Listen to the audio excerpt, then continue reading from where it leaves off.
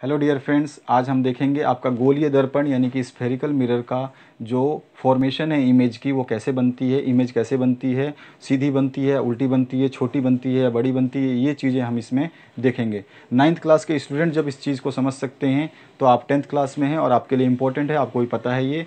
और आपको एक बात बताऊं, आपके साइंस का सबसे ईजीएस्ट टॉपिक में आता है ये, यानी कि हर कोई इसको बना सकता है क्योंकि इसमें कोई भी ऐसी चीज़ नहीं है जो आपको समझ में ना आए। बहुत ही ईजी है, बस बताने का या समझाने का तरीका होना चाहिए, ये ईजिली बन जाते हैं। तो कैसे क्या बनेगा, तो सबसे पहले गोलीय दर्पण यानी कि स्फेरिकल मिरर के दो पार्ट में हम पढ़ते हैं। एक पढ़ते हैं कॉनकेव मिरर और दूसरा पढ़ते हैं कॉन्वेक्स मिरर। ठीक है, एक अवतल दर्पण और दूसरा उत्तल दर्पण। इसके कुछ टर्म होते हैं जिसको हम फोकस बोलते हैं, सेंटर ऑफ कर्वेचर बोलते हैं और आपका पोल बोलते हैं, जो कि मैंने यहाँ लिख रखा है। पोल को हम ध्रुव बोलते हैं, सेंटर ऑफ कर्वेचर को वक्रता केंद्र बोलते हैं और फोकस को फोकस ही बोलते हैं। बाकी हम रेडियस ऑफ कर्वेचर को वक्रता त्रिज्या बोलते हैं, प्रिंसिपल एक्सिस को प्रधान अक्ष बोलते हैं और लास्ट में आपका फोकल लेंथ यानी कि फोकस दूरी बोलते हैं। तो ये सारी चीज़ें आपको हिंदी मीडियम के लिए, हिंदी वाले ध्यान रखें, और इंग्लिश मीडियम को तो आपको ये चीज़ें याद रहनी चाहिए। बाकी हमको ज़रूरत केवल 3 चीज़ों की पड़ेगी, पोल की, सेंटर ऑफ कर्वेचर की और फोकस की। इसी से हमारा काम हो जाएगा। बाकी बीच में कौन कौन से 1 नंबर या 2 नंबर के क्वेश्चंस पूछे जाएंगे वो मैं आपको बताता रहूँगा, क्योंकि इनमें से क्वेश्चंस तो आएंगे, एक ऑब्जेक्टिव भी आएगा और बड़ा भी क्वेश्चन आएगा। इसके आगे के वीडियो में हम इसके न्यूमेरिकल सॉल्व करने के जो ट्रिक है या फिर उसको कैसे सॉल्व किया जाए, क्या क्वेश्चन को समझना है, वो हम आपको बताएंगे। पहले अगर आपको इमेज फॉर्मेशन समझ में आ गई तो आप न्यूमेरिकल भी आराम से कर लोगे। तो सबसे पहले अगर मैं बात करूं कि आपका कॉनकेव मिरर और कॉन्वेक्स मिरर कैसा होता है, तो आपने थोड़ा सा अगर प्रैक्टिकली देखें तो आप अपने घरों में स्पून देखते हैं, जो चम्मच होता है आपका, तो चम्मच एक तरफ तो गहरा होता है और एक तरफ उठा हुआ होता है। तो जो गहरा यानी केव जैसा है, गुफा जैसा है, इसको हम कॉनकेव मिरर बोलेंगे। ठीक है, ये गुफा जैसा है, जो इसमें सामने आदमी खड़ा हो जाएगा तो उसकी परछाई अंदर की तरफ बनेगी। और दूसरा जो है आपका कॉन्वेक्स मिरर, वो आपका उठा हुआ जो हिस्सा है इसका, चम्मच के पीछे का हिस्सा, वो होता है। अब हम कॉनकेव की बात कर रहे हैं, उसके बाद में कॉन्वेक्स की बात करेंगे। तो कॉनकेव जो ये गहरा वाला हिस्सा है, गुफा जैसा हिस्सा है, अगर इसको सामने से मैं देखूं ऐसे करके और इस चम्मच को पास या दूर करूं तो मेरी इमेज छोटी और बड़ी बनेगी, और 1 बार 2 बार 3 बार भी उल्टी भी बनेगी और 1 आधा बार सीधी भी बनेगी। तो वो हमें समझना है कि ये जब हम चम्मच को आगे पीछे कर रहे हैं तो ऐसा क्यों हो रहा है, यानी कि हम अपनी डिस्टेंस जो है इसके फोकस पे जा रहा है या फोकस से पहले आ रहा है सेंटर ऑफ कर्वेचर से। तो ये सब चीज़ें हम समझ लेते हैं आराम से। बहुत ही ईजी है, बहुत ही मतलब अच्छा टॉपिक है जो आपको इंटरेस्ट देगा, लेकिन आपको इंटरेस्ट लेना पड़ेगा। और दूसरी बात बता दूं, इसके कुछ जो टर्म्स हैं वो हमें पता होनी चाहिए, और उसके लिए हम क्या करते हैं, जब इसको बनाना हो तो इस वीडियो में जब मैं आपको इमेज बनाना बताऊंगा तो आपको जो रूल्स मैं बताऊंगा उसको फॉलो करने हैं, और आपको पेंसिल, रबर, कटर और आपका जो कॉपी है वो सब ले लेना है। तो सबसे पहले अगर हम बात करें स्फेरिकल मिरर की, तो स्फेरिकल मिरर जो है आपका गोल होता है, और आपका कॉनकेव मिरर अभी बताया मैंने, कॉनकेव मिरर कुछ ऐसा होता है, गुफा जैसा, और इसके पीछे जो है सिल्वर की पॉलिश करने के बाद में ब्लैक पेंट कर देते हैं। ठीक है, तो ये आपका जो मिरर बन जाता है। अब इस मिरर के बीच के हिस्से को, पॉइंट को हम पी से डिनोट करते हैं, जिसको पोल बोलते हैं, और कुछ कुछ बोर्ड में इसको ओ बोलते हैं, ओरिजिन। ठीक है, तो यहाँ पर आपका जो है ये पी हो गया। अब पी से हम जब आगे की तरफ बढ़ेंगे तो पी से कुछ दूरी पे आपका जो है एफ होता है, जिसको फोकस बोलते हैं, और जितना पी से एफ है उतनी ही दूरी पर आपका सी होता है, जिसको हम सेंटर ऑफ कर्वेचर बोलते हैं। ठीक है, तो पी एफ सी ऐसे हो गया। अब आप देखोगे अगर मैं इस मिरर को केवल ऐसे थोड़ा सा गोल कर दूं, स्फेरिकल मिरर बना दूं, तो आप देखोगे कि ये जो कॉनकेव मिरर का ये टुकड़ा जो मैंने लिया था, ये एक स्फेयर का पार्ट है, यानी कि गोले का टुकड़ा है। तो ये टुकड़ा ऐसा नहीं लगता कि आपको जो ये सी है इस गोले का सेंटर है, तो इसीलिए हम इसको सेंटर ऑफ कर्वेचर बोलते हैं, या सी शॉर्ट फॉर्म में बोलते हैं, वक्रता केंद्र बोलते हैं इसको। एफ जो है इस सी से उतनी ही दूरी होगी जितनी पी से दूरी है, यानी कि सी और पी के बीच में एफ आता है, सी और पी के बीच में एफ आएगा। कहीं भी बीच में कितनी बड़ी लाइन हो, सी कहीं है और पी कहीं है, उसके बीच में एफ आएगा। तो ये चीज़ आपको समझ में आ गई होगी। तो ये आपका जो स्फेरिकल मिरर का जो कॉनकेव मिरर है, इससे इमेज फॉर्मेशन कैसे होगा, इसके रूल्स क्या हैं, वो समझ लेते हैं। तो सबसे पहले आपको ये टर्म्स पता होनी चाहिए। दूसरी बात अगर मैं बता दूं एक चीज़, तो आप देखोगे तो ये सी से लेके पी तक का पूरा कितना है, ये रेडियस के बराबर है। आपने सर्कल पढ़ा है, तो ये वाला हिस्सा कितना होता है, आर के बराबर, क्योंकि ये स्फेरिकल मिरर का सेंटर है। ठीक है, तो ये r हो गया। तो f से p कितना हो गया, ये r/2, और f से c कितना हो गया, ये भी r/2, क्योंकि मैंने बताया आपको p से f उतना ही दूर है जितना f से c। हमेशा किसी भी कंडीशन में, चाहे वो आपका कॉनकेव मिरर हो या कॉन्वेक्स मिरर हो, तो दोनों ही कंडीशन में p से f जितना दूर है, यानी कि अगर ये 2 सेंटीमीटर दूर है, ये p से 2 सेंटीमीटर दूर है, तो f से c भी 2 सेंटीमीटर दूर होगा। तो ये आपको ध्यान रखना है। अगर ये पूरा r है तो ये आधा r हो गया और ये आधा r हो गया, आधा आधा एक वापस पूरा r हो गया। तो ये ध्यान रखना है आपको। तो चलते हैं हम इसके इमेज फॉर्मेशन की कंडीशंस देख लेते हैं। किसी भी ऑब्जेक्ट का जब हम इमेज बनाते हैं तो इमेज बनाने के लिए हमें 2 रे चाहिए होते हैं। तो 2 रे से पहले हमें पता होना चाहिए कि वो रे कौन कौन सी होती है। तो पहला रे होता है, फर्स्ट रूल जो नियम यहाँ लिखा है, ये मैंने लिख इसलिए रखा है और बना इसलिए रखा है क्योंकि इसका हम यूज़ करेंगे तो यहाँ पे बने रहेगा तो आपको थोड़ा सा आसानी होगी समझने में। मैं इसको समझा देता हूँ। जैसे पहला केस क्या है कि आपका जो मिरर बनाया हमने, तो ये मिरर बना लिया कॉनकेव मिरर, ठीक है। इसका पॉइंट P यहाँ पर है सेंटर में, और सेंटर से कुछ दूरी पर आपका जो है F है, और यहाँ से जितनी दूरी है F से P है उतनी ही दूरी पर आपका C है, ठीक है। अब जब ये लाइन बिल्कुल स्ट्रेट है, आपकी सीधी है, बिल्कुल सीधी, इसके पैरेलल अगर ऑब्जेक्ट कहीं भी रखा है, ऑब्जेक्ट आपका, मैं खड़ा हूँ, पेन खड़ा है, पेंसिल खड़ा है, कुछ भी, उस ऑब्जेक्ट की जब इसमें इमेज बनेगी तो कैसे बनेगी, तो यहाँ से ऑब्जेक्ट जो है, ऑब्जेक्ट से अगर कोई भी रे अगर सीधी आई, यानी इस प्रिंसिपल एक्सिस के बिल्कुल समांतर रेखा आई, पैरेलल आई, बिल्कुल बराबर दूरी पे, तो ये इमेज से आपके जो है मिरर से टकराने के बाद सेंटर ऑफ जो आपका ये F वाला पॉइंट है यहाँ से पास होगी, टकरा करके यहाँ से सीधी आएगी, टकराएगी और F फोकस से पास हो जाएगी। दूसरा केस में क्या है कि आपका जस्ट इसका उल्टा, अगर कोई ये P है, ये मिरर है आपका, और यहाँ पर F है और इतनी ही दूरी पे यहाँ पे C है, तो अगर कोई रे F से पास होती है, तो सपोज करो मैंने F से पास कराया, F से ये कोई रे आई और मिरर से टकराई, तो मिरर से टकराने के बाद में पैरेलल हो जाएगी। तो उल्टा ही है इसका, ये पैरेलल आई, फोकस से गई, इधर फोकस से आई और पैरेलल हो गई, ठीक है। ये दोनों एक दूसरे के उल्टे, एक नंबर 2 नंबर कंडीशन। तीसरा कंडीशन क्या है इसमें, तीसरे कंडीशन में आपका मिरर है और यहाँ पे आपका सेंटर में P है, यहाँ से सीधे अपने लाइन खींची, यहाँ पे कुछ दूरी पे F है और जितनी दूरी पे P से F है उतनी दूरी पे आपका C है। यहाँ से अगर हम बात करें कि कोई ऐसी रे आई जो C से पास होती है, C से पास होते हुए मिरर को टकराती है, ये मिरर है आपका, इस मिरर से टकराती है, तो टकराने के बाद वापस इसी रास्ते से चली जाएगी, जिसको हम बोलते हैं principle of reversibility of light, यानी कि जो लाइट जिस रास्ते से आई थी उसी रास्ते से वापस चली जाती है। तो आपको ध्यान रखना है तीनों केस, दोबारा बताता हूँ ताकि आपको याद रहे। पहला केस में रे अगर पैरेलल आई प्रिंसिपल एक्सिस के, प्रिंसिपल एक्सिस हमेशा आपका मेन रहेगा, बॉस रहेगा, तो प्रिंसिपल एक्सिस के पैरेलल बिल्कुल समांतर कोई रे आई, वो मिरर से टकरा करके आपका फोकस से पास हो जाएगी, फोकस से चली जाएगी।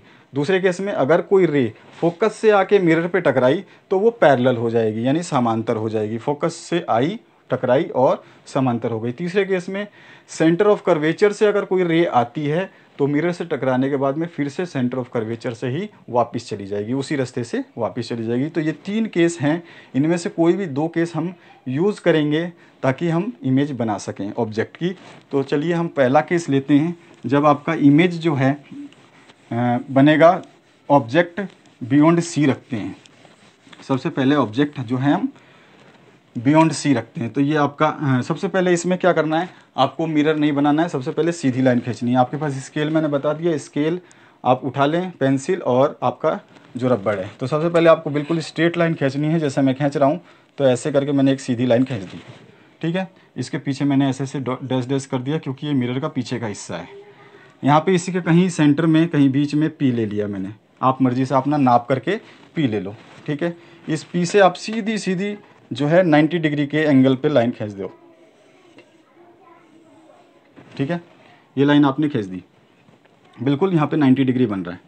ऐसी स्ट्रेट लाइन खींचने के बाद में अब आपको क्या करना है, P से जितनी दूरी आपकी मर्जी है, आप 2 सेंटीमीटर, 3 सेंटीमीटर, 4 सेंटीमीटर, 10 सेंटीमीटर, जो भी मर्जी है उतनी दूरी पे F ले लो, ठीक है। P के बाद F आता है और F के बाद में इतनी ही दूरी पे C आएगा। अगर मैंने P से F ले रखा है, मैं स्केल से नाप लूँगा, मैंने P से F ले रखा है 12 सेंटीमीटर, तो अप्रोक्सीमेटली 12 सेंटीमीटर यहाँ से मैं जो है C ले लूँगा। तो यहाँ पे C, तो ये 12 सेंटीमीटर है, ये भी 12 सेंटीमीटर है, ठीक है। तो आपकी मर्जी, आप 2 सेंटीमीटर ले लो, 4 सेंटीमीटर ले लो।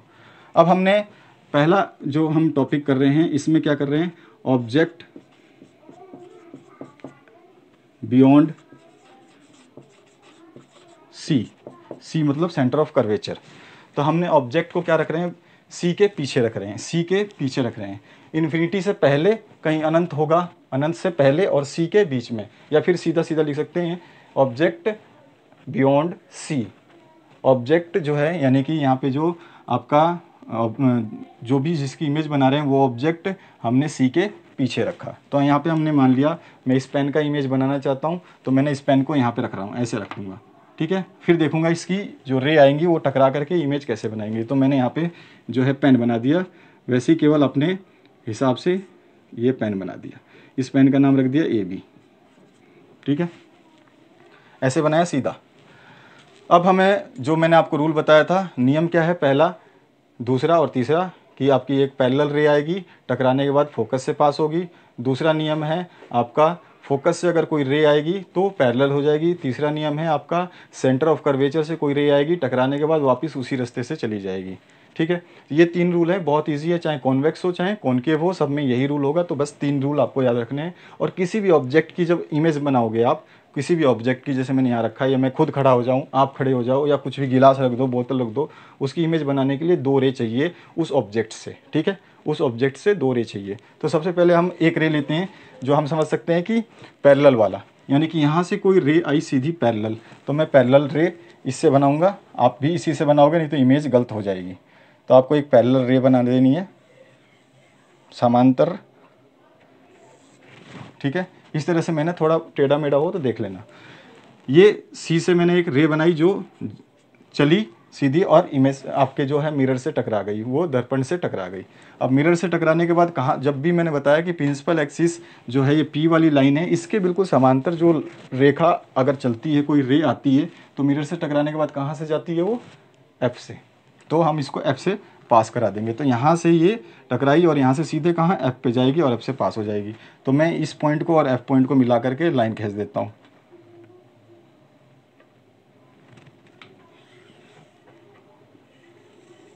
ठीक है। ये खींच दिया, यहाँ से आई, टकरा के यहाँ से चली गई। अब हमें एक और रे चाहिए, चाहे तो आप ये वाला ले लो या ये ले लो, कोई भी ले लो, दूसरे केस का ले लो। तो दूसरे नियम क्या है कि आपका जो रे है वो ऑब्जेक्ट से आएगी और सेंटर ऑफ कर्वेचर आपके फोकस से पास होती है तो पैरेलल हो जाएगी। यानी कि यहाँ से कोई रे आती है, फोकस से पास होगी, आके टकरा के पैरेलल हो जाएगी। तो मैं अगर यहाँ से सीधा सीधा पास कराऊँ, ए से ही आपके 2 रे लेंगे हम। तो ये मैंने लिखा, देखो ये खींच दिया, ये आई रे यहाँ से चली, ये आपके फोकस से अगर पास होती है, जैसे मैंने ये बताया फोकस से पास होगी तो पैरेलल हो जाएगी, ठीक है। तो फोकस से पास होकर टकराई और ये क्या हो जाएगी, पैरेलल। तो इसको पैरेलल खींच देते हैं लाइन,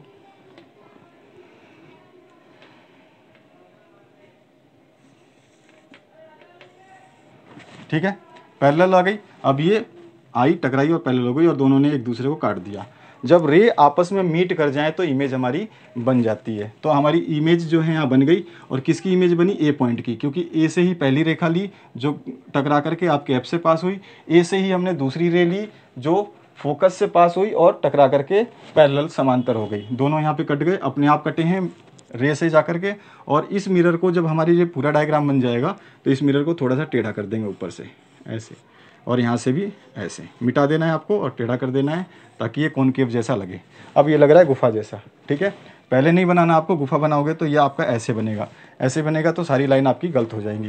पहले आपको सीधे लाइन बनानी है, फिर उसके बाद में बनानी है। तो यहाँ पर इमेज बन गई। इस इमेज का नाम फटाफट दे देते हैं। तो इमेज जो है ऐसी बनी है आपकी उल्टी, क्योंकि ए पॉइंट नीचे आ गया है। तो आपका जो तीर वाला पोर्शन था वो नीचे बना, ठीक है, यहाँ तक ठीक है। तो आपको जो है इमेज बन गई। और इस इमेज का ए, इस पॉइंट का नाम क्या है, ए, और यहाँ पे ए है तो इसको ए डैश कर देते हैं।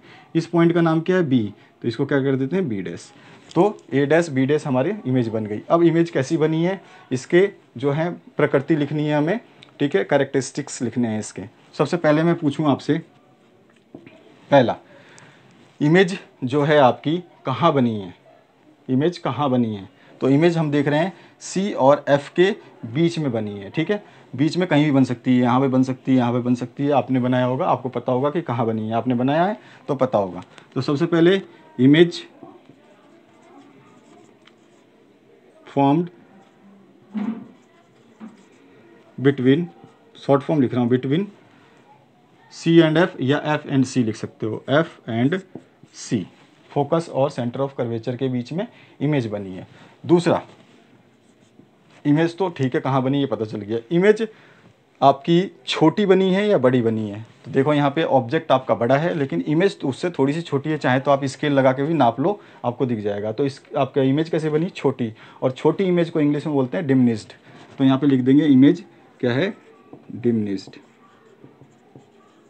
तीसरा, इमेज आपकी सीधी बनी है या उल्टी बनी है? तो हमने यहाँ देखा कि इमेज का जो ऊपर वाला हिस्सा था यहाँ पे नीचे हो गया, यानी कि मैंने इमेज ऐसी रखी थी, लेकिन जब इसका इमेज ऑब्जेक्ट मैंने ऐसे रखा था, लेकिन इसकी इमेज जब बनी तो ऐसे हो गई, तो ये नीचे आ गया, यानी कि इन्वर्टेड। उल्टे को बोलते हैं इन्वर्टेड, इन्वर्ट हो गई, ठीक है, इन्वर्टेड। और इमेज कैसी, रियल बनी है या फिर आपकी वर्चुअल बनी है, यानी कि वास्तविक बनी है या आभासी बनी है? तो वास्तविक इमेज बनी है, क्योंकि आपकी जो लाइट ऑफ रे जो यहाँ से चली है वो इमेज से आपके मिरर से टकराने के बाद खुद जो है रिफ्लेक्ट होके पास हुई है फोकस से। और दूसरी जो हमने एक रे डाली थी फोकस से लाई थी, और वो फोकस से पास होकर के आपके मिरर से टकराने के बाद किधर चली गई? पैरेलल हो गई, और दोनों ने एक दूसरे को काटा। मैंने नहीं कटवाया, वो ऑटोमेटिक जो है रिफ्लेक्ट होने के बाद कटी है। जहाँ पे नहीं कटेंगी वहाँ पे हम कटवाएंगे, उसको बोलेंगे हम वर्चुअल, हम देखेंगे उसको। तो यहाँ पे आपकी रियल इमेज बनी है, क्योंकि आपका जो है ये दोनों लाइनों ने खुद को एक दूसरे से काटा है। अब आपको यहाँ पे ध्यान रखनी है एक चीज़, कि जहाँ पे आपका रियल आएगा वहाँ पे इन्वर्टेड जरूर आएगा, या फिर जहाँ पे इन्वर्टेड लिख दिया उसके साथ में रियल आ जाएगा। तो रियल एंड इन्वर्टेड इमेज है आपकी, डिमिनिश्ड है, छोटी है, पहले से छोटी है। और तीसरा है आपका, चौथा जो बोल सकते हैं इमेज कहाँ बनी है, तो C और F के बीच में, बिटवीन C एंड F, ठीक है। तो ये था आपका इसका डायग्राम। और ध्यान रखना है आपको, पहले लाइन सीधी खींचनी है, उसके बाद पूरा डायग्राम बनाने के बाद में इसको यहाँ से एंड से टेढ़ा कर देना है और यहाँ से एंड से टेढ़ा कर देना है, ठीक है। पूरा आप यहाँ से मोटा कर सकते हैं इसको, कोई दिक्कत नहीं है। इमेज आप बुक में देखोगे तो ऐसा मोटा मोटा भी किया होगा, तो आप इसको ऐसे मोटा मोटा करके पीछे जो है लाइन खींच सकते हैं ऐसे, ठीक है। बस आपको लास्ट कॉर्नर जो है ये टेढ़ा ज़रूर करना है।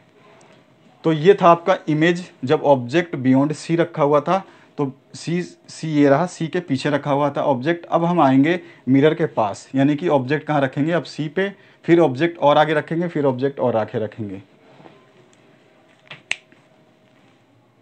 अब हम जो देखेंगे नेक्स्ट केस, जैसे मैंने बताया था आपको C से पहले था, अब हम C पे रखेंगे। तो ऑब्जेक्ट एट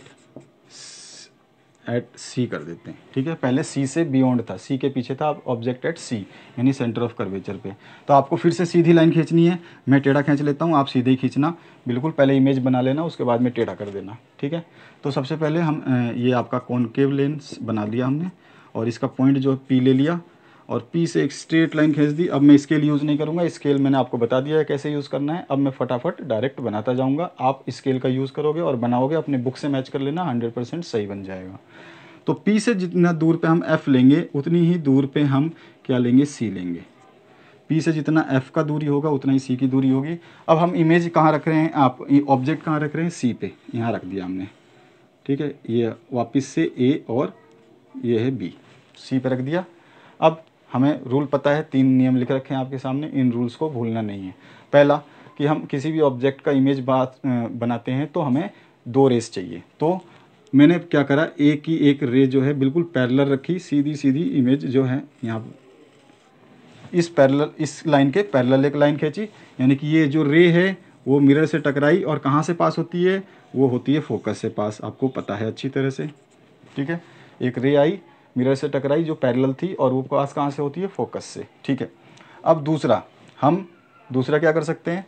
तो दूसरा हम क्या करें कि एक ही रे फोकस से पास कराएं, और फोकस से पास होने के बाद वो क्या हो जाएगी? पैरेलल। तो अगर मैं बात करूं तो ये हो गया फोकस से पास और ये हो गया आपका पैरेलल। ठीक है, तो आप देखेंगे इमेज जो है वो आपकी यहाँ कट गया और यहाँ पे बना ए पॉइंट और ये बना आपका बी पॉइंट। तो बी डैश और ए डैश इमेज कैसी बनी है आपकी, उल्टी बनी है।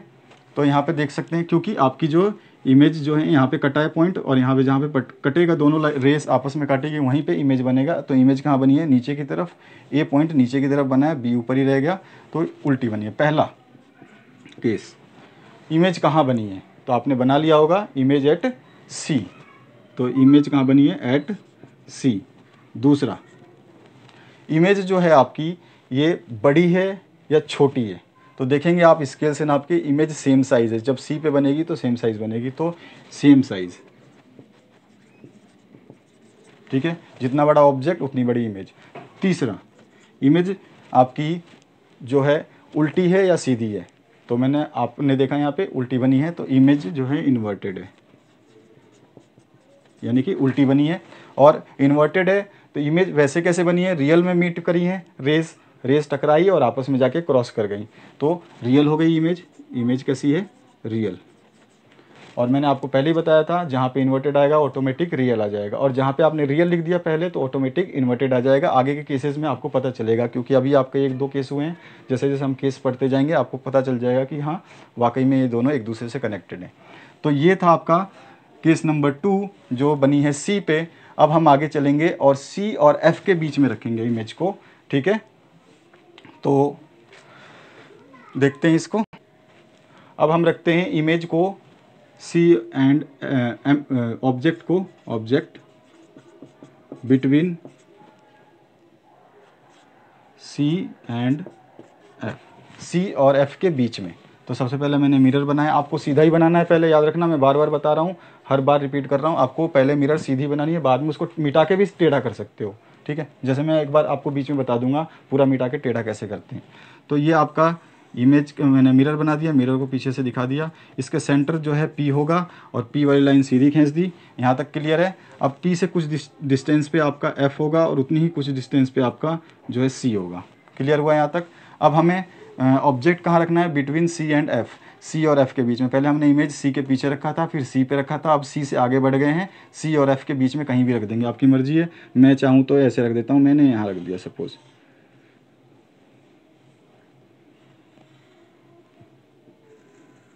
ठीक है, ये आपका ए बी, ये ऑब्जेक्ट हो गया। ऑब्जेक्ट का फिर वही रूल फॉलो करेंगे कि आपकी एक रे बिल्कुल सीधी लेते हैं। तो अगर कोई रे हमने प्रिंसिपल एक्सिस के पैरेलल लिया तो इमेज से आपके मिरर से टकराने के बाद वो फोकस से पास हो जाती है। ये हो गया फोकस से पास। ठीक है, अब नेक्स्ट जो हम कौन सा रे लें, तो हम देख सकते हैं यहाँ से अगर फोकस से पास कराएं तो हमारी टकराने के बाद में पैरेलल हो जाएगी। तो मैं यहाँ से फोकस से पास कराता हूँ। ठीक है, ये मिरर और बड़ा कर दो। तो फोकस से पास कराया, फोकस से पास कराया तो पैरेलल हो जाएगी। तो ये हो गई आपकी पैरेलल। ठीक है, ये गई। अब कटी कहाँ है, यहाँ पे आपके। क्लियर हुआ। अब आपको स्केल से बनाना है, मैंने अगर थोड़ी बहुत कमी करी है तो ये आपका क्या हो जाएगा, थोड़ा सा गड़बड़ हो जाएगा, तो आपको ध्यान रखना है। अब मैं बात करूँ इमेज की कहाँ बनी और कैसी बनी। तो सबसे पहले यहाँ पे पॉइंट आ गया आपका, तो ये इमेज बन गई आपकी। ठीक है, ये इमेज बन गई। इसका नाम रख दिया ए डैश और इसका नाम रख दिया बी डैश। ठीक है, अब सबसे पहला क्वेश्चन का पहला पूछा जाएगा आपसे कि इमेज कहाँ बनी। तो आप देखोगे इमेज ने सी के पीछे बनी, बियॉन्ड सी पॉइंट से पीछे बनी। आपने बनाया होगा तो बियॉन्ड सी बनी, तो हम लिख देंगे बियॉन्ड सी। ठीक है, दूसरा, इमेज जो है आपकी छोटी बनी या बड़ी बनी। तो हम देख रहे हैं ये छोटा है और ये बड़ा है। आप नाप के देख लो आपके स्केल से, मैंने नाप लिया है, आप चाहो तो इसको नाप लो, क्योंकि मैंने डायग्राम बना के चेक भी किया है। तो आपको पता होना चाहिए, आपने जब बनाया है आप स्केल से देख सकते हैं, वैसे भी दिख जाएगा आपने बनाया होगा तो ये बड़ी बनेगी। तो आपका जो है ये मैग्नीफाइड हो गई, या फिर आप लिख सकते हैं एनलार्ज, दोनों ही लिख सकते हैं। मैग्नीफाइड भी बड़ा होता है, मैग्नीफिकेशन जो बोलते हैं, और एनलार्ज भी बड़ा होता है। तो आपकी ऑब्जेक्ट से बड़ी इमेज बनी। तीसरा, इमेज आपकी सीधी है उल्टी, तो हमारी इमेज उल्टी है, तो इन्वर्टेड। चौथा, इमेज हमारी इन्वर्टेड है, इसके साथ रियल आएगा। पहले ही मैंने आपको फॉर्मूला बताया, लेकिन फिर भी हमको देख लेना है। लेकिन 100% वो फॉर्मूला कारगर है, क्योंकि इमेज इन्वर्टेड के साथ रियल ही बनेगी, वर्चुअल बन ही नहीं सकती, चाहे कोई भी मिरर ले लो। तो यहाँ से जो हमने रे पास कराई ऑटोमेटिक कट करके गई हैं, आप एक दूसरे को रिफ्लेक्ट होके खुद कट कर गई। तो आपका चौथा क्या हो गया, इमेज कैसी बनी है आपकी, रियल। ठीक है, आपको ये बिल्कुल स्ट्रेट रखना है, और बाद में जब बन जाएगी पूरी इमेज लिख दोगे आप, तो इसको हम मिटा करके, मान लो आपने यहाँ पे लाइन खींची थी, मैं बताने वाला था आपको, ये लाइन खींची थी आपने, पहले इमेज सारी बना दी, ये आपकी इमेज बना दी। ठीक है, अब इसको क्या करना है, यहाँ से मिटाना है, और मिटा करके आप इसको गोल भी ऐसे कर सकते हो, इस लाइन को आगे बढ़ा दोगे, कोई दिक्कत नहीं है। बन गई है तो आप मिटा करके यहाँ पे इसको गोल कर सकते हो। ठीक है, तो ये मिरर आपका ऐसे बना। तो यहाँ पे ध्यान रखना, जैसे जैसे हम बढ़ रहे हैं मिरर की तरफ ऑब्जेक्ट को लेके, वैसे वैसे आपकी जो इमेज है वो दूर जा रही है। पहले हमने देखा था फर्स्ट केस में, देखिए ध्यान से, आपका जो इमेज अगर हमने सी के पीछे रखा था तो सी और एफ के बीच में बनी थी। ठीक है, आपकी नहीं, आपके फोकस के पास बनी थी, लगभग दोनों के बीच में। अब हम जैसे जैसे जा रहे हैं पास, वैसे वैसे इमेज जा रही है दूर।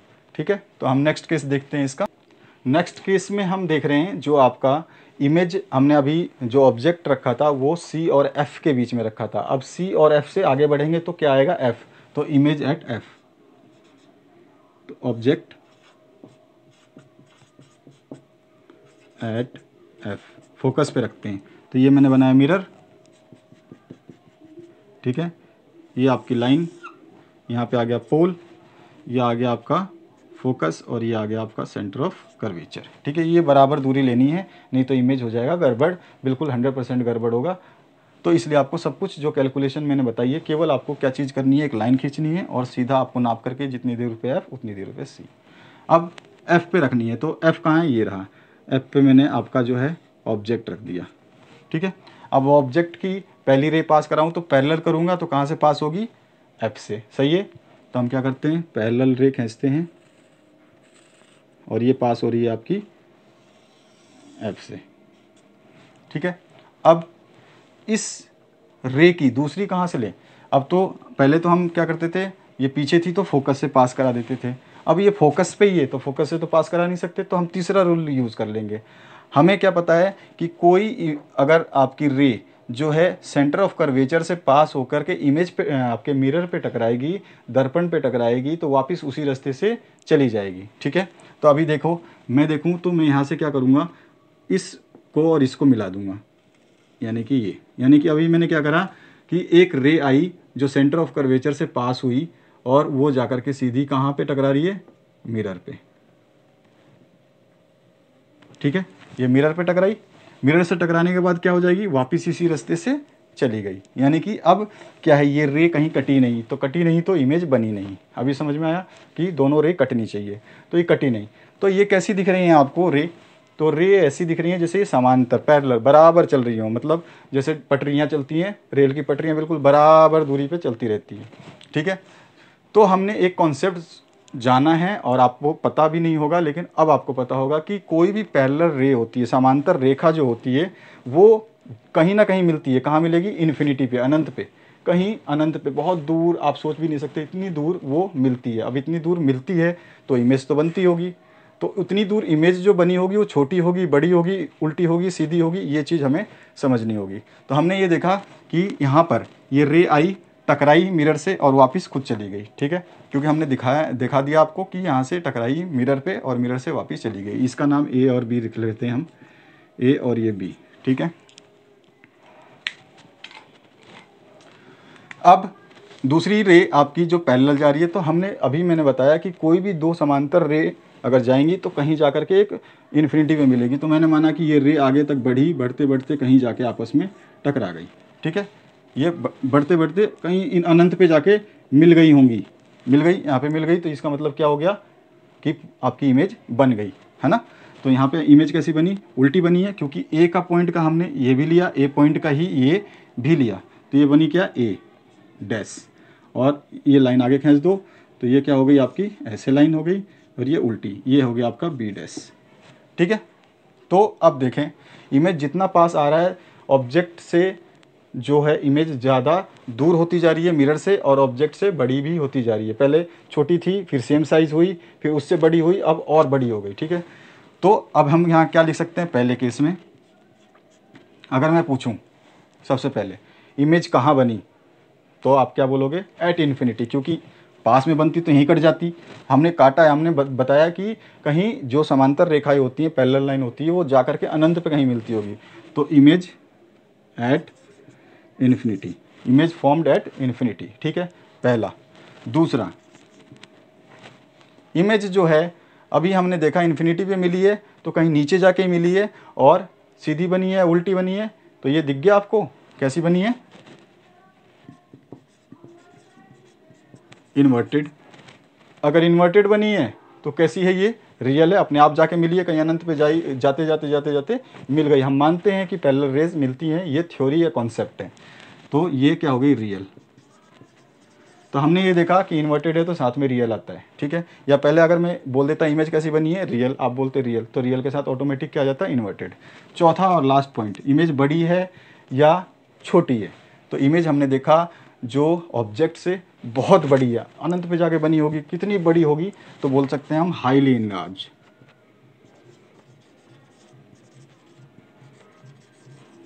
हाईली एनलार्ज या हाईली मैग्नीफाइड, हाईली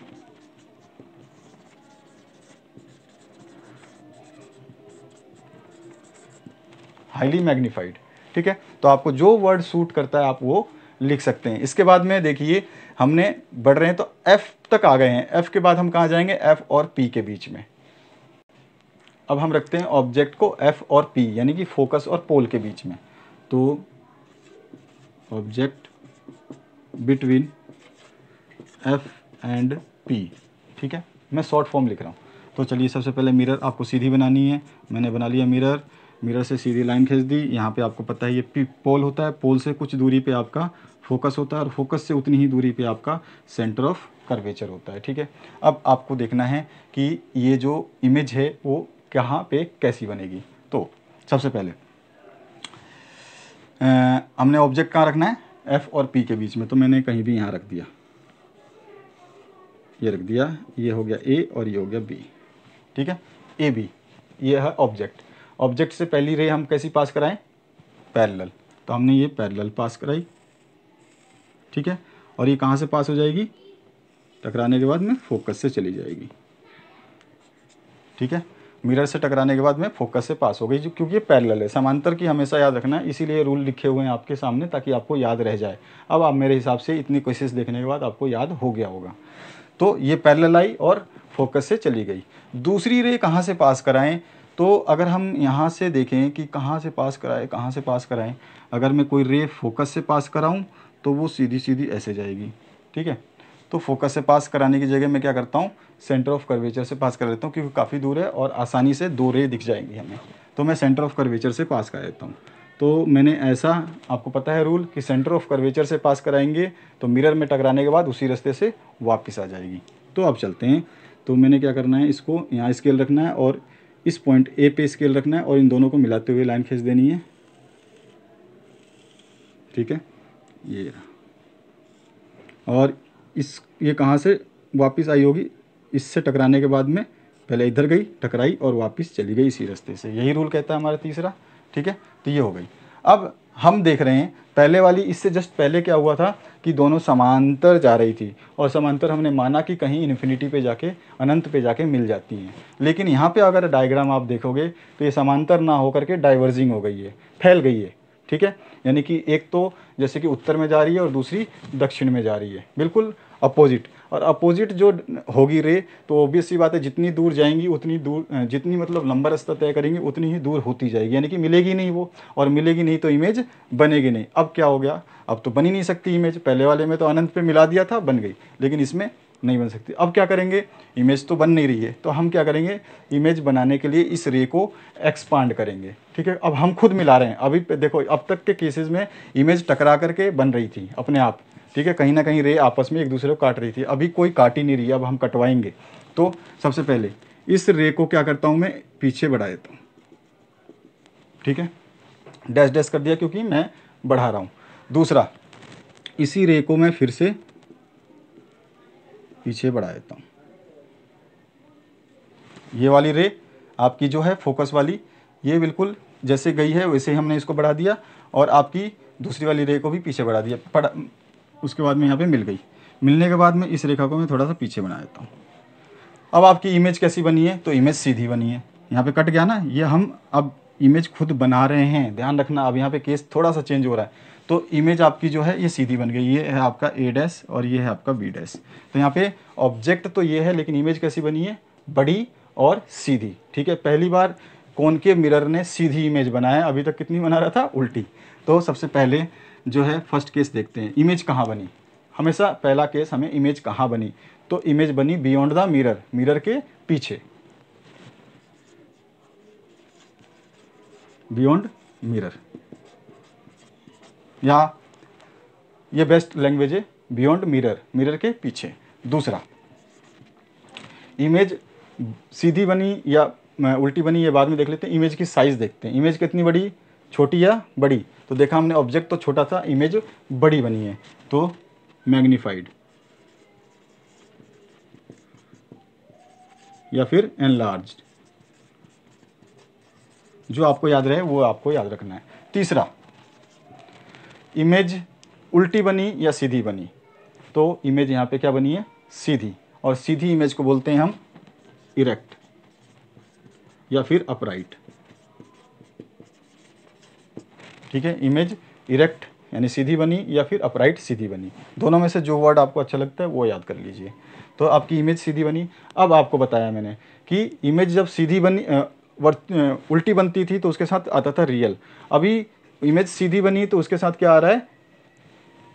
वर्चुअल।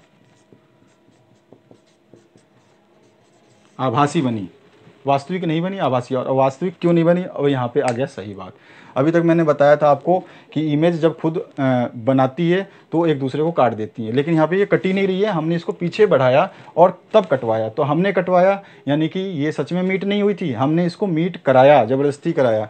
और ज़बरदस्ती कराया तो कराने के बाद में क्या हो जाता है? ये वर्चुअल। अगर वो खुद मीट हो जाती तो रियल बनती, और कराना पड़ता है तो वो वर्चुअल यानी आभासी बनती है। वास्तविक नहीं इमेज बनी, वो आभासी बनी। और वर्चुअल के साथ हमेशा इरेक्ट आएगा। यानी कि अब देखिए दूसरा, यानी कि इन्वर्टेड आएगा तो रियल होगा, और वर्चुअल होगा तो आपका इरेक्ट होगा, सीधा होगा।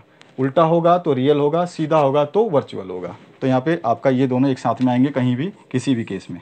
यानी वर्चुअल होगी तो इमेज हमेशा इरेक्ट या अपराइट होगा, या इमेज अपराइट या इरेक्ट है तो ऑटोमेटिक वो क्या होगी? वर्चुअल होगी। तो इस केस में हमने एक खास बात देखी कि पहली बार कॉनकेव मिरर ने इमेज को सीधा बनाया, बाकी केसेस में उल्टा बनाया। अब लास्ट एक केस इसी का बचा, वो मैं बता देता हूँ।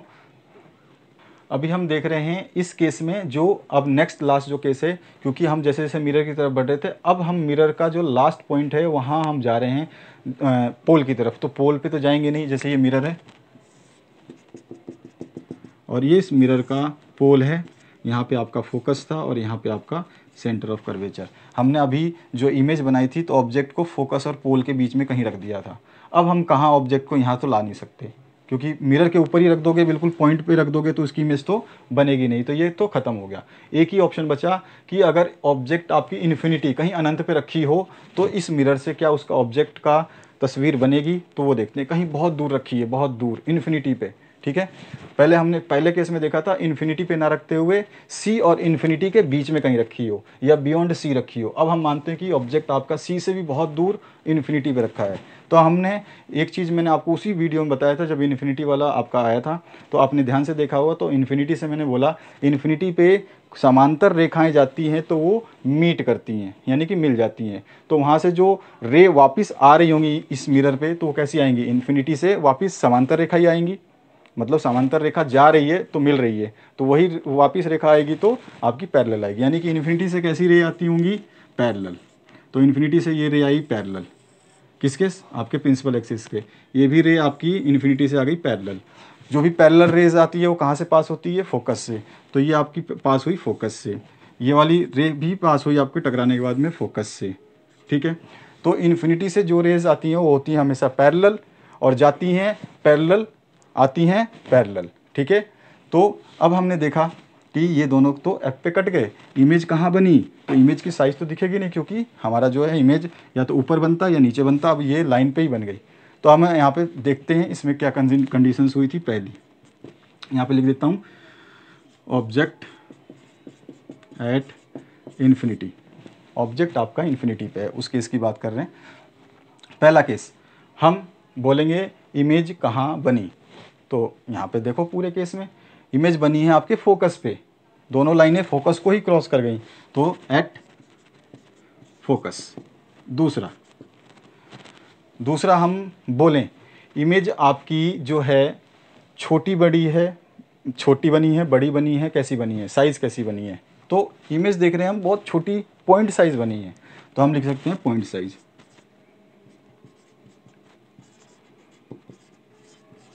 पॉइंट साइज बोल सकते हैं, या फिर बहुत ही वेरी स्मॉल लिख सकते हो आप, लेकिन पॉइंट साइज लिखोगे क्योंकि पॉइंट जैसा दिख रहा है तो बेस्ट है आपका, पॉइंट साइज बनी है। तीसरा अगर मैं पूछूं, अब यहाँ पे आप फंस रहे हो और आपको आंसर दे देना है, आप समझदार हो इतने, यहाँ पर ये जो पॉइंट साइज इमेज है ये उल्टी बनी है या सीधी बनी है, क्योंकि आपको दिख तो रहा है पॉइंट, अब ये सीधी है या उल्टी है, ये बहुत काम की बात है। जब आपने अगर इतना वीडियो देख लिया तो आपको कंफर्म हो गया होगा कि कैसी बनने वाली है। तो अगर हम देखें तो इन्फिनिटी से जो रे आई है वो टकराने के बाद खुद फोकस से पास हुई है, दूसरी भी इन्फिनिटी से आई है वो खुद ही टकराने के बाद में फोकस से पास हुई है, हमने उसको नहीं मिलाया। जो चीज़ हम मिलाते हैं वो होती है वर्चुअल, और जो खुद मिलती है अभी बताया था मैंने वो होती है रियल। तो इमेज कैसी होगी आपकी, रियल। और रियल इमेज है तो ये उल्टी बनी थी या सीधी बनी थी, रियल के साथ क्या आता है आपका, आ जाता है इन्वर्टेड। ठीक है, स्पेलिंग देख लेना, इन्वर्टेड। तो रियल होगी तो इन्वर्टेड होगा, इन्वर्टेड होगा तो रियल होगा। तो यहाँ पे आपको कॉमन सेंस से यूज़ करना था कि जो आपकी रेज खुद मिलेंगी वो रियल होंगी, और रियल होंगी तो इन्वर्टेड होंगी। तो हमारा पहला पॉइंट क्या है, कहाँ बनी इमेज, फोकस पे। ठीक है, इमेज की साइज़ कैसी है, पॉइंट साइज़। इमेज कैसा है, रियल, और रियल है तो इमेज उल्टा बना होगा, बिल्कुल बना होगा इन्वर्टेड। ठीक है, तो इस कॉनकेव मिरर का जो है अवतल दर्पण का ये लास्ट केस था। ये थे 6 केस। अब हम पढ़ने वाले हैं जो है उत्तल दर्पण, यानी कि आपका कॉन्वेक्स लेंस। तो इस आगे चलते हैं और देखते हैं। तो अभी हम देखते हैं आपका उत्तल दर्पण, अभी अवतल देखा था, यानी कि convex lens, convex mirror, lens नहीं बात कर रहे हैं हम, मिरर। कॉन्वेक्स मिरर है आपका, और इसको हम बोलते हैं उत्तल दर्पण। ठीक है, उत्तल दर्पण। इसमें केवल 2 ही केस हैं, तो आपने जब इतना केस स्टडी कर लिया तो ऑब्वियस बात है ये तो आपके पास फटाफट बन जाना है। बस इसमें एक ही चीज़ चेंज होगी, क्या होगी आपकी, ये मिरर। ठीक है, इसमें क्या था, गुफा जैसा, अब वो कैसा हो जाएगा, फूला फूला। यानी कि अगर मैं बात करूँ कॉन्वेक्स मिरर की, तो ये मिरर कुछ देखोगे आप, तो सपोज़ करो कि मैंने आपका जो मिरर ऐसा ही बनाया, कॉनकेव ही है, लेकिन आपका कॉनकेव जैसा था तो पॉलिश जो है पीछे होती थी फुली साइज में। अभी क्या होगा, पॉलिश पीछे होगी। समझ में आ गया? मैं आपको दोबारा दिखा देता हूँ।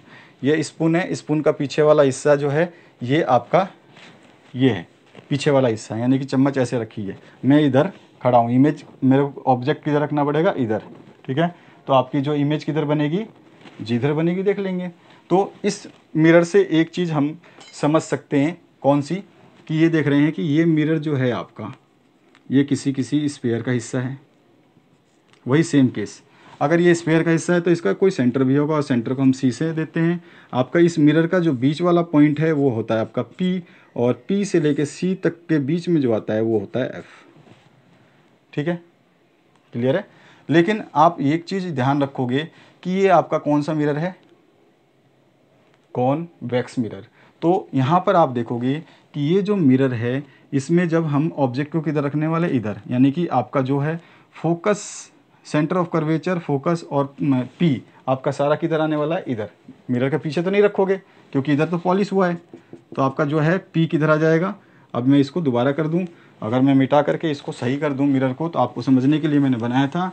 तो ये मिरर कैसा बन जाएगा, मिरर ऐसा ही बनेगा।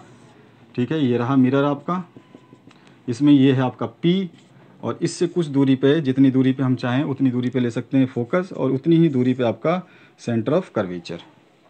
ठीक है।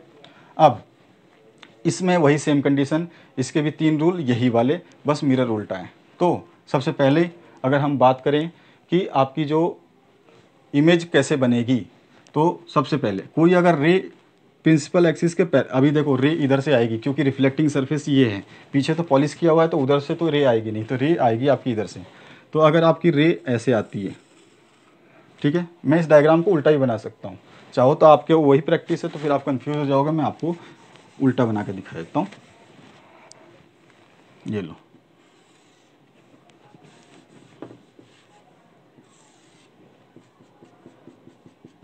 ठीक है, ये आपका ऐसे इमेज हम बना सकते हैं। अगर हम चाहें तो इसको मैंने अभी आपको ऐसे बना दिया और हम इसको ऐसे ही बना सकते हैं। ठीक है, तो ये हो गया आपका रिफ्लेक्टिंग सरफेस, यानी कि यहाँ पे मान लो P, यहाँ पे मान लो F और यहाँ पे मान लो C। ठीक है, अब समझ में आ गया, पहले जैसा ही डायग्राम है, बस मिरर को उल्टा है। अब यहाँ पर जैसे कि मैंने बताया था, अगर कोई रे पैरेलल आती है प्रिंसिपल एक्सिस की तो रिफ्लेक्ट होके कहाँ चली जाती है वो आपके, तो यहाँ पर देखोगे कि जो ये आपकी कॉनकेव मिरर है, कॉनकेव मिरर जो कॉन्वेक्स मिरर है, कॉन्वेक्स मिरर में आपका जो है रे किधर आएगी, आपकी ऐसे आएगी और ऐसा लगेगा कि ये जो टकरा करके ये डाइवर्ज हो गई है, इधर चली गई। ठीक है, अब इसके पीछे हम इसको पीछे करना पड़ेगा। क्यों? अभी देखो ये C और F किधर बनेगा, तो आपको पता है कि ये मिरर जो है ये गोल होता है, तो C कहाँ आया, यहाँ पे, और F कहाँ आया, यहाँ पे।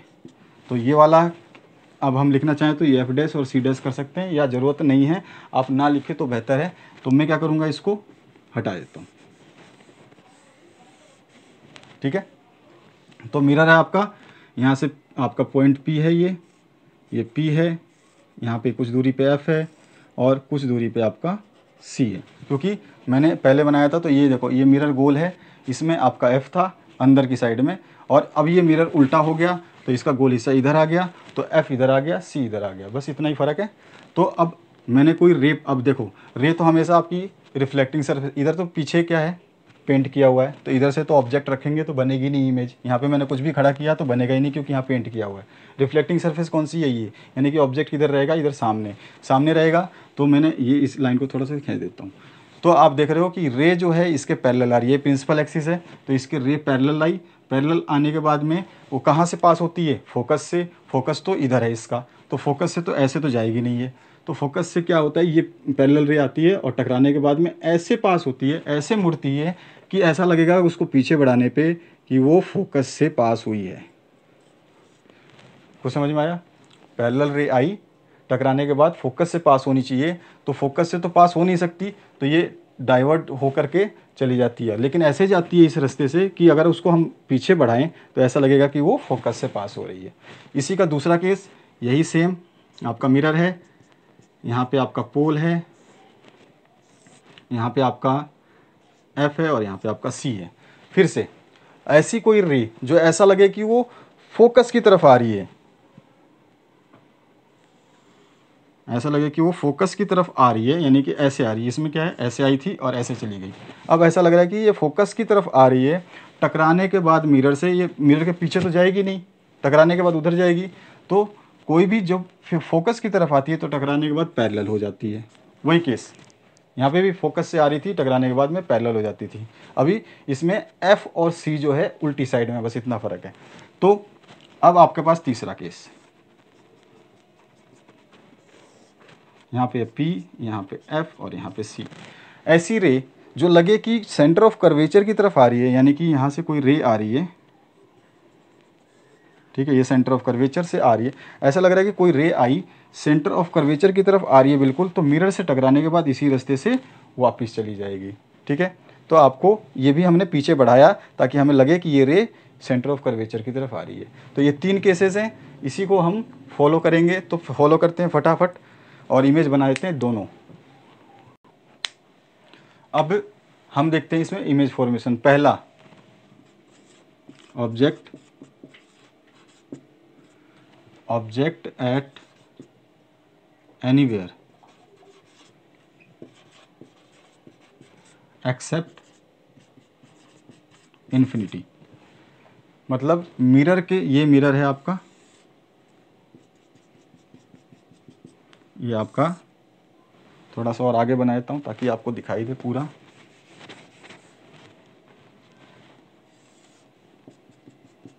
ये है आपका प्रिंसिपल एक्सिस का पोल, और प्रिंसिपल एक्सिस पे आपका ये है एफ, और इतनी ही दूरी पे यहाँ पे सी। आपको हमेशा जो है मिरर पहले सीधा बनाना है स्केल से, उसके बाद मिटा करके गोल कर देना है, ध्यान रखना है आपको, नहीं तो इमेज आपकी गलत होगी। तो यहाँ पर अभी हमें जो ऑब्जेक्ट है वो कहीं भी रखें, ऑब्जेक्ट यहाँ मिरर के सामने, मिरर के फ्रंट पे रखेंगे, मिरर के सामने ही खड़े होगे, मिरर के पीछे जाके खड़े हो जाओगे तो कुछ भी नहीं बनेगा। तो मिरर के सामने कहीं भी रखें, केवल इन्फिनिटी को छोड़ के, इन्फिनिटी पे ना रखें, इन्फिनिटी से पहले कहीं भी रख सकते हैं। मिरर से थोड़ा सा पहले रखो, और थोड़ा सा पहले रखो, और थोड़ा सा पहले रखो, कहीं भी रखो, और उसको देखते हैं हम इमेज कैसी बनेगी। तो यहाँ पर जो इमेज को हमने मान लो यहाँ रख दिया, आपकी ऑब्जेक्ट को यहाँ रख दिया, केवल इन्फिनिटी पे नहीं रखना है, इन्फिनिटी के अलावा मिरर के सामने कहीं भी रख सकते हैं। तो object at anywhere except infinity, ये आ गया ऑब्जेक्ट। अब ऑब्जेक्ट का इमेज बनाने के लिए दो रेस पास करानी होगी। तो सबसे पहली रे हमने पास कराई सीधी पैरेलल, और पैरेलल रे जो होती है टकराने के बाद ऐसा लगेगा कि वो फोकस के क्रॉस करके जा रही है, ये टकरा के चली गई, डाइवर्ट हो गई, और ऐसा लगेगा पीछे बढ़ाने पे कि ये फोकस से जा रही है। ठीक है, एक तो ये हो गई। अब दूसरा रे क्या करें, कहाँ से लाएं? आपका ऑब्जेक्ट तो यहाँ पर है और इमेज हमें बनानी है। तो एक रे रूल जो हमने पढ़ा है कि अगर कोई इसकी जो रे है ऐसा लगे कि हम इसको ऐसा पास कराएं कि ये फोकस से पास हो, सेंटर ऑफ कर्वेचर से पास हो, तो वापस उसी रास्ते से वापस चली जाएगी। तो मैंने क्या करा, यहाँ से सीधी लाइन एक खींचूंगा और इसको जो है सेंटर ऑफ कर्वेचर से मिलाने की कोशिश करता हूँ। तो ये इसको स्केल से खींच लूँ, काफ़ी लंबी डिस्टेंस है, टेढ़ी तो हो ही जाएगी।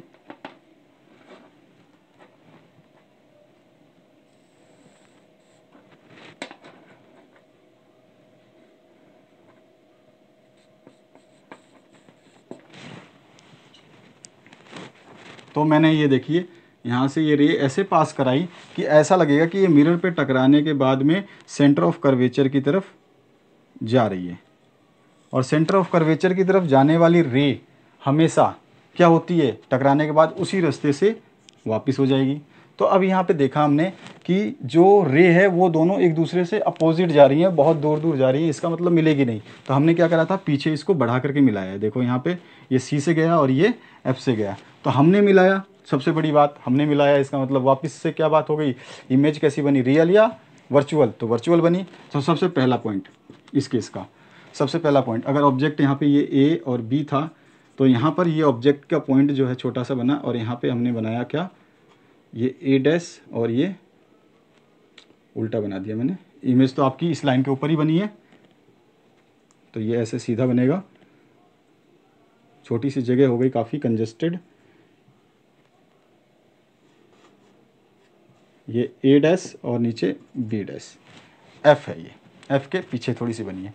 तो हमने देखा पहला इमेज कहाँ बनी है, तो पी और एफ के बीच में बनी है, पी और एफ के बीच में कहीं भी बनी है। तो between pole and focus, between pole and focus, image तो पोल और फोकस के बीच में। दूसरा, इमेज की साइज कैसी है, तो इमेज बड़ा है या छोटा, तो इमेज इसमें छोटा है तो डिमिनिश्ड,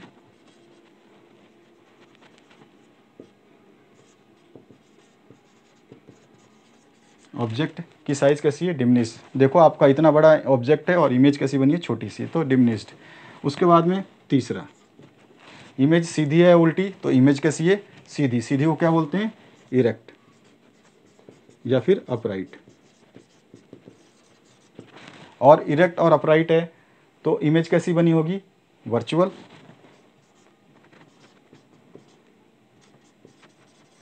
वर्चुअल यानी आभासी, वर्चुअल यानी कि हमने मिलाया रे को, रे आई यहीं से चली गई, ये रे यहाँ पे आई और चली गई, मिली नहीं, तो मिलाने के लिए हमने इसको पीछे बढ़ाया रूल्स के हिसाब से, और रूल्स के हिसाब से बढ़ाने पे ये आपकी मिली, आपने बनाया होगा। अब देखो आपका यहीं मिला होगा, ऐसी छोटी इमेज बनेगी, बड़ा ऑब्जेक्ट चाहे कितने ले लो उससे जस्ट छोटी बनेगी। तो हमने लिख दिया ऑब्जेक्ट कहाँ बना, जो इमेज कहाँ बना ऑब्जेक्ट का, तो बिटवीन पी एंड एफ, पोल और फोकस के बीच में। ऑब्जेक्ट की साइज़ कैसी है, तो डिमिनिश छोटी है।